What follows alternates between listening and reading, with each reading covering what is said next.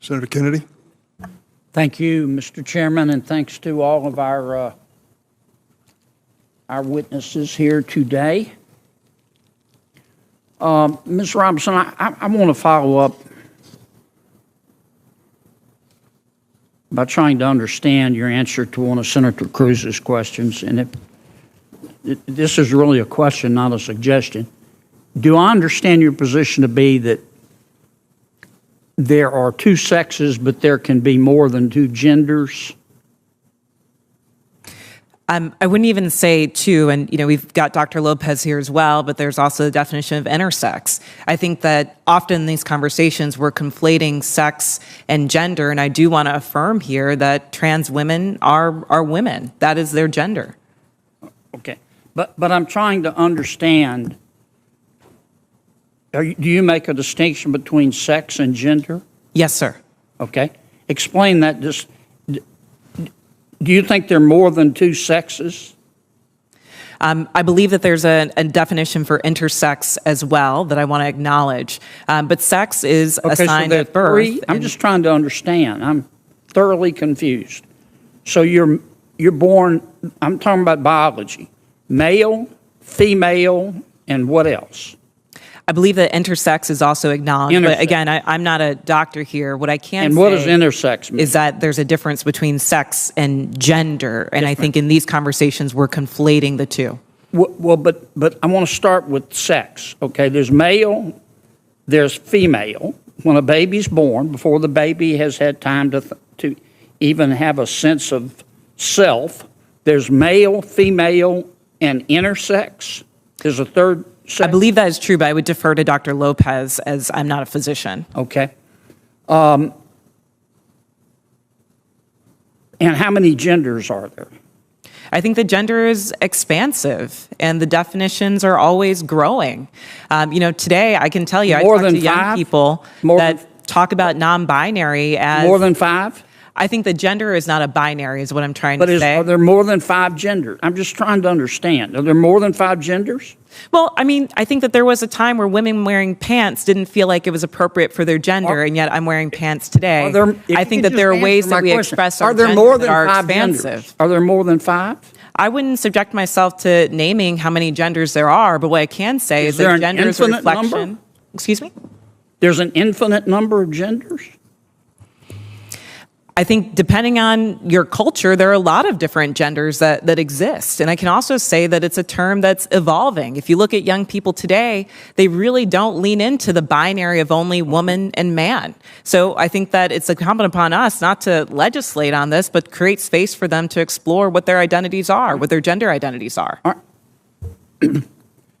Let's get back to athletics. I think I understand what you're saying. There are three sexes: male, female, and intersex. I believe that to be true, but again, I'm not a physician. And there are an infinite number of genders, because gender is a mental state. Gender is about expression, and I think that there are a variety of ways that you can express your gender. Okay, so there's infinite number. All right, let's go back to the biology. Male, female, boy, girl. Okay, biologically, do males have an advantage over females biologically in sports? Again, I'm not a physician, and I can't speak to that. What's your real world experience? It depends. There are some people who are born male that I'm faster than if I were to sprint against them, and some that I'm not. Some males that are taller than some women, and some that are shorter. You don't believe that a biological male has a physical advantage in sports over a biological female? Not as a definitive statement. Give me an example. Well, no, I don't think. How many female members of the NBA do you see? Well, I can say that, there's been this news article about men that think that they could beat Serena Williams in tennis, right? That they think that they could actually score a point on her. And it's just not the case. She is stronger than that. What's your experience, Ben? Male, female? Both Serena and Venus lost to the 203rd ranked male tennis player, which they're phenoms for women. My experience, my husband, he swam at University of Kentucky as well. In terms of accolades and in terms of national ranking, I was a much better swimmer than him. He could kick my butt any day of the week without trying. Okay. I just think, Ms. Robinson, I'm trying to understand where you're coming from. I think you lose a lot of credibility when you don't concede that a biological male has physical advantages over a biological female. I mean, I just think that's a proven fact, and you really hurt your credibility.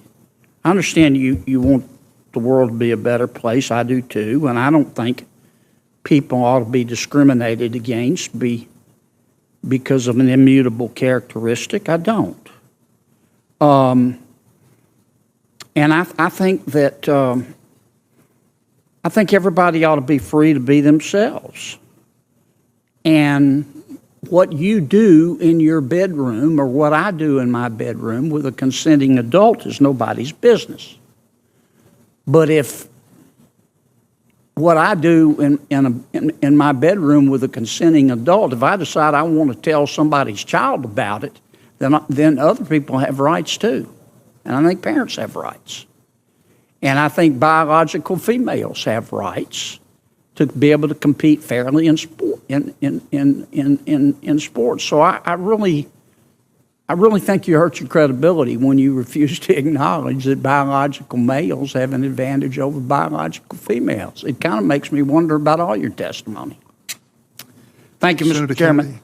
I'm sorry, go ahead.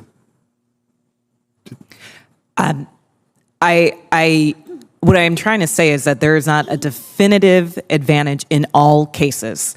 Sir, I don't know if you believe that you could beat Serena Williams in tennis, but I probably think that that's not the case. There are not all cases where all men are physically superior to all women.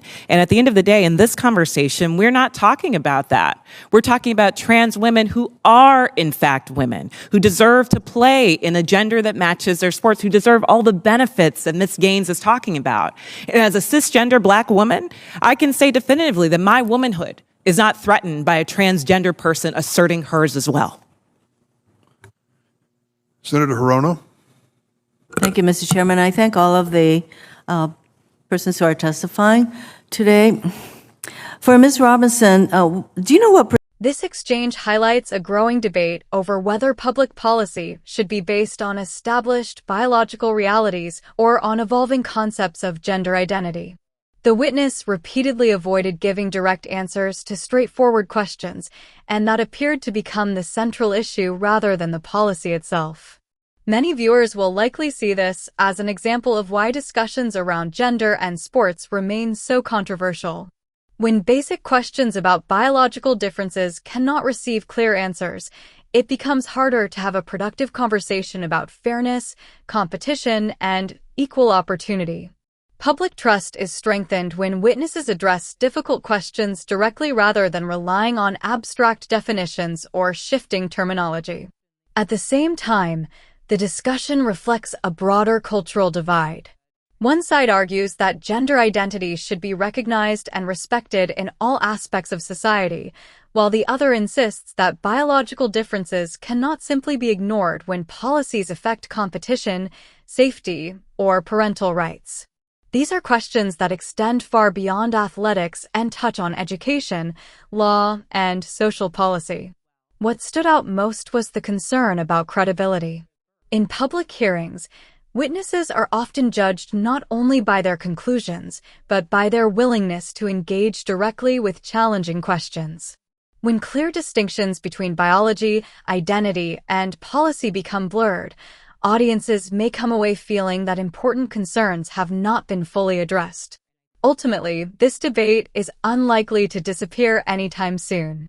As lawmakers continue to wrestle with issues involving sports, gender identity, and individual rights, the public will continue demanding answers that are both clear and consistent. Whether people agree or disagree with the positions expressed, transparency and directness remain essential if these conversations are going to move beyond slogans and toward meaningful policy discussions.